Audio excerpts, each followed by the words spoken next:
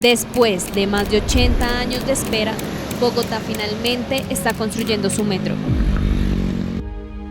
Un sueño que ha pasado por décadas de promesas, estudios y frustraciones, pero que hoy se está haciendo realidad.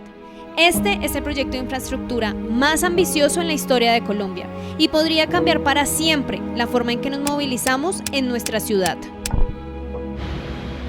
Desde los tranvías a principios del siglo XX hasta el caos vehicular que vivimos hoy en día, Bogotá ha buscado una solución definitiva para el tráfico en la capital. Pero ¿por qué ha tomado tanto tiempo construir un metro? Más allá de la respuesta obvia. Para entender esto, vamos a hacer un recorrido hasta llegar al corazón del metro, el patio taller ubicado en la localidad de Buza. En ese lugar se está construyendo y planificando todo lo que ahora por fin se está haciendo.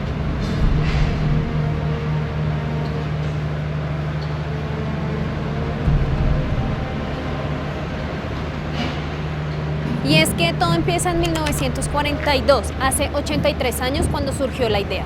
Para ese entonces en Bogotá tan solo habían 400.000 habitantes, lo que para hoy sería tan solo el 4% de los casi 10 millones de habitantes que somos hoy en día, en el año 2025. El alcalde Carlos Sanz de Santa María soñó con un metro y se vio inspirado en el subte de Buenos Aires, que fue el primer metro inaugurado en América Latina. Mientras tanto, Bogotá dependía de buses muy pequeños. Al día movía aproximadamente 200.000 habitantes. Movía bastante cantidad para ese momento y ya se estaba empezando a notar el colapso vehicular. El alcalde reservó para su gran sueño, reservó unos terrenos junto a los cerros orientales, paralelo a los cerros que tenemos atrás, pero el proyecto finalmente nunca despegó.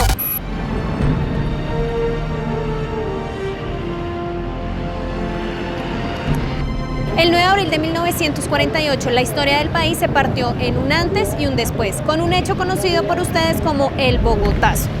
Este no solamente armó una crisis gigante en la sociedad, sino también en el transporte público, porque los desmanes en los transportes públicos fueron como el foco de la población para protestar por lo que había pasado, por la muerte del caudillo, historia de la cual ya les hablé y se las voy a dejar por aquí arriba.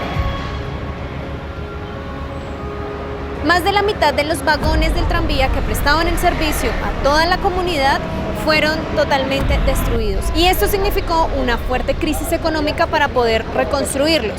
En los años 50 el caos vial ya era insoportable y la solución para ese momento fueron los buses trolis, vehículos eléctricos que dependían de cables suspendidos. Pero si fallaba la energía en alguno de los barrios por donde pasaba este medio de transporte, pues el bus sencillamente se varaba, la gente tenía que bajarse. Esto, en vez de ser una solución, se volvió un problema porque las personas no sabían si iban a llegar a tiempo por culpa de algún corte de luz inesperado. Para colmo, la población se triplicó, de 765.000 pasó a 2.3 millones de habitantes, tras anexar municipios como Usme y Fontibón. Bogotá ya no era una ciudad pequeña y su transporte vehicular seguía siendo precario y muy pequeño. En 1966, el alcalde Jorge Gaitán Cortés propuso un metro elevado y subterráneo por toda la avenida Caracas en ese momento. Pero una vez al terminar su mandato, el proyecto se archivó. Para 1970, México ya había inaugurado su línea de metro en 1969 y para ese año, Santiago de Chile ya lo estaba planeando. En cambio, Bogotá para ese año empezó a realizar unos estudios para ver la viabilidad de un metro en la ciudad. Estudios que concluyeron: Bogotá necesita un metro para solucionar el problema de movilidad y tiene que ser de tráfico pesado como en la ciudad de Nueva York. Para esto, entidades extranjeras vinieron a hacer los estudios para ayudar al gobierno nacional, pero cuando llegó el momento de analizar los costos que tenían, se dieron cuenta que para ese entonces eran bastante altos. Entonces, el gobierno local lo que hizo fue priorizar otros asuntos diferentes a la movilidad y para darle una solución, entre comillas, fácil a este gran obstáculo, decidieron solucionarlo como siempre: más buses y más avenidas. En los años 80, el alcalde Hernando Durán Duzán recibió una propuesta franco-española para la nueva construcción del metro. Propuesta que llegó a su mesa, pero también propuesta que nunca se concretó. Nunca se sabía porque cuando se iniciaba un proyecto, luego ya no pasaba nada. En el año 1989, el alcalde en ese entonces, Andrés Pastrana, propuso una línea de metro social únicamente en la localidad de Bosa, pero no pasó nada. En los años 90 llegaron al país diferentes propuestas desde Bélgica, Japón y Francia, pero el gobierno local y nacional lo rechazaron. Hasta que en 1998 en Monserrate se firmó un preacuerdo. El gobierno nacional iba a financiar el 70% del metro y el gobierno local iba a financiar el 30%. Pero esta vez la propuesta se canceló. La excusa, tal vez habían otras prioridades políticas o sociales. No sé.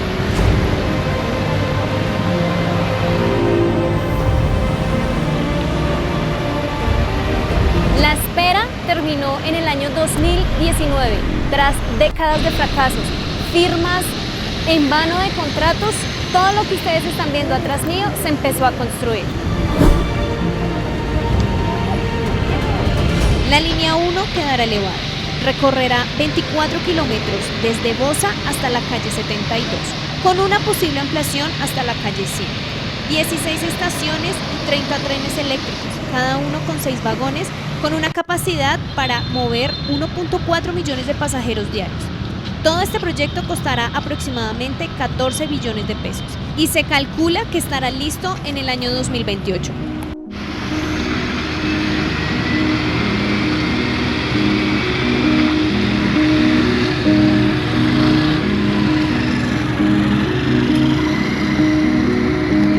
Desde el 2017 se empezó a gestionar todo el plan para comprar los terrenos donde se iba a empezar a construir el metro, especialmente el patio taller.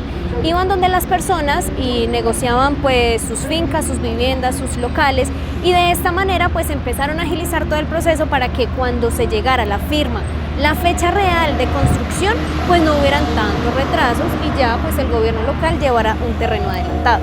En el 2023 se terminó la gestión de compra de terrenos y ya tenían claro por dónde iba a pasar el metro y cuáles terrenos ya habían adquirido. Todo lo que tengo acá al frente mío, todo esto eran casas y todas las tuvieron que tumbar para poder construir toda esta vía que tenemos aquí al frente. Miren, esta era la vía antigua y llegaba todo esto, las casas por acá, y ustedes aquí pueden ver que aquí quitaron casas. En el 2018 se empezó a hacer pruebas ya en escala real para ver si el suelo era apto para soportar toda la carga que va a recibir toda esta gran construcción.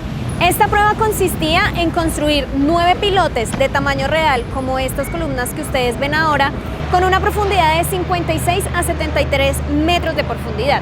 Y luego progresivamente le iban aplicando una gran carga de peso y en el momento en que la estructura fallara era el límite donde soportaba el peso y de esa manera veían el comportamiento de las estructuras y lo más importante, el comportamiento de los suelos. Y todas estas pruebas las iban haciendo mientras seleccionaban quién se iba a hacer cargo de la obra.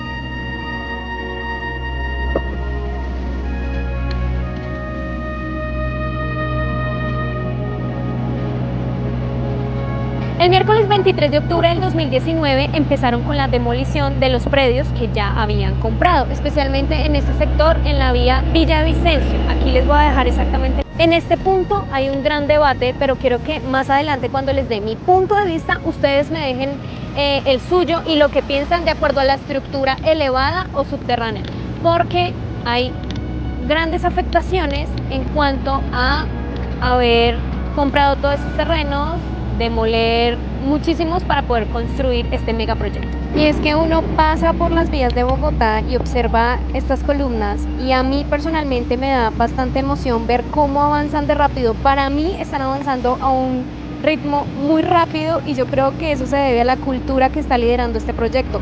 No sé ustedes qué piensan, pero yo veo a la gente que se para, no sé, ahí en los andenes y realmente todo el mundo no puede evitar no ver todo esto. En 2019, la empresa Metro de Bogotá y la sociedad Metro Línea 1 SAS suscribió el contrato donde se comprometían ambas empresas a proveer todo el material, la maquinaria, el mantenimiento y todo lo que el metro requiera durante los próximos 20 años. Este prototipo de vagón llegó el 28 de octubre del 2022. Trenes como este tendrá la capital. La línea 1 tendrá 30 trenes eléctricos, cada uno con 6 vagones, capacidad para 1.800 pasajeros, lo que quiere decir que hoy en día necesitaríamos 12 articulados de Transmilenio para transportar la misma capacidad de personas. De los 1.800 pasajeros, 252 irán sentados. Cada tren tiene 2 espacios para personas en silla de ruedas y de las 252 sillas, 36 están demarcadas para personas con prioridad. Circularán a una velocidad promedio de 40 kilómetros por hora y operarán inicialmente con un intervalo de 140 segundos. Todo este es el actual estado de la avenida Villavicencio con la construcción. Entonces tuvieron que cerrar las vías y dejarlas de un solo carril para poder darle paso a las grandes estructuras que sostienen los pilotes y por donde pues están los trabajadores. El alcalde actual dijo que se están construyendo por semana 200 metros de viaducto, se avanza a este ritmo y esta planificación es la que ha permitido bastante avance y estar por encima de lo que deberían estar hoy en día. El primer tren, con 6 vagones, llegará en septiembre de este año y se pondrá a prueba durante el 2026. Los trenes tienen que tener un periodo de prueba ciertas horas para que puedan ya ser autorizados y ponerse en movimiento. Así que cuando esto suceda, ustedes no van a ver los trenes rodando llenos de personas, sino los van a ver unos meses vacíos hasta que completen todos estos periodos. En el nuevo gobierno del actual presidente, el señor Gustavo Petro, estaban entre un debate si seguían con el proyecto que ya estaba aprobado, licitado, estructurado, que era hacerlo como lo ven aquí, elevado, o si se cancelaba el proyecto y se reestructuraban todos los estudios para hacerlo subterráneo. Por poquito y nos volvemos a quedar sin metro.